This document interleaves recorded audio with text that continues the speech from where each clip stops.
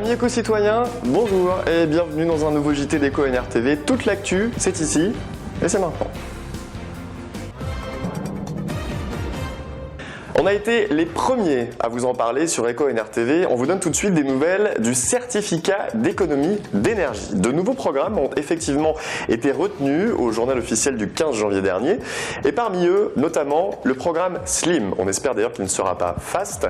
SLIM pour Services locaux d'intervention pour la maîtrise de l'énergie, destiné en fait à accompagner les dispositifs de lutte contre la précarité énergétique au niveau local. Il y a également le programme d'information PLEMAC qui doit permettre d'aller chercher la population avec des programmes différenciés et adaptés où chacun pourra trouver une volonté de s'engager. Mais ce n'est pas tout, il y a également le pacte énergie-solidarité pour améliorer la performance énergétique de 1000 logements en situation de précarité. Alors plus qu'un certificat d'économie d'énergie, c'est un véritable passeport pour la green attitude.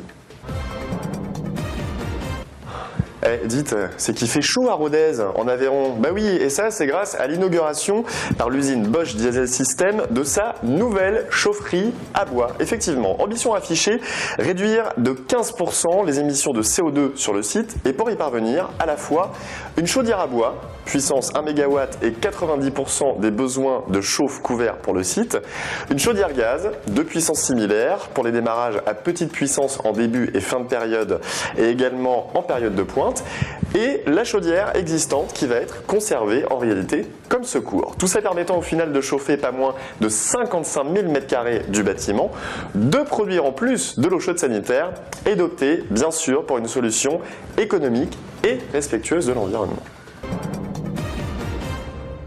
Quelques chiffres maintenant dans EcoNR-TV, des chiffres qui concernent la consommation électrique en France. Celle-ci a connu une augmentation de 2,1% en 2012 par rapport à l'année précédente, due notamment à des périodes de froid qui ont été plus importantes en cette fameuse année, justement. C'est ce que révèle RTE, le réseau des transports d'électricité, qui compte poursuivre ses investissements en 2013 pour compenser les forts contrastes énergétiques régionaux, mais aussi optimiser les échanges entre pays européens, puisque la France notamment reste le premier exportateur d'électricité en Europe de l'Ouest, et ce, il faut le dire, même si la production a chuté de 0,3% avec le recul des productions nucléaires et thermiques, mais aussi avec l'augmentation des énergies renouvelables.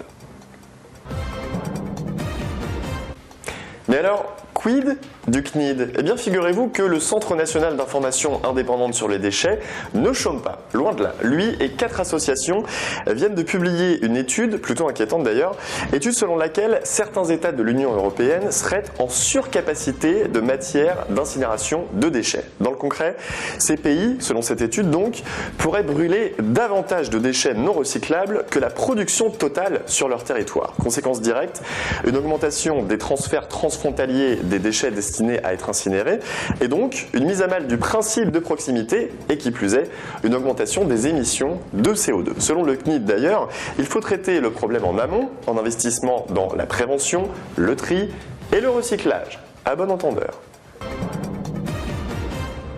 On parle acquisition maintenant sur EcoNR-TV avec le géant DCNS qui entre dans le capital de la start-up OpenHydro à hauteur de 59,7%. Le groupe naval français entend par là contribuer à générer un chiffre d'affaires d'au moins 1 milliard d'euros à l'horizon 2025 sur le marché de l'énergie hydrolienne, bien sûr. Et grâce à l'expansion d'OpenHydro, créer par la même occasion de nombreux emplois sur plusieurs sites proches des lieux d'implantation finale des hydroliennes, tels que Cherbourg en France, la baie de Fundy au Canada ou encore le comté d'Antrim en Irlande du Nord. Il faut dire que le potentiel de l'énergie hydrolienne est très important. Au niveau mondial, il représente une puissance exploitable d'au moins 90 gigawatts et des dizaines de milliers de turbines devraient être installées à travers le monde dans les années à venir.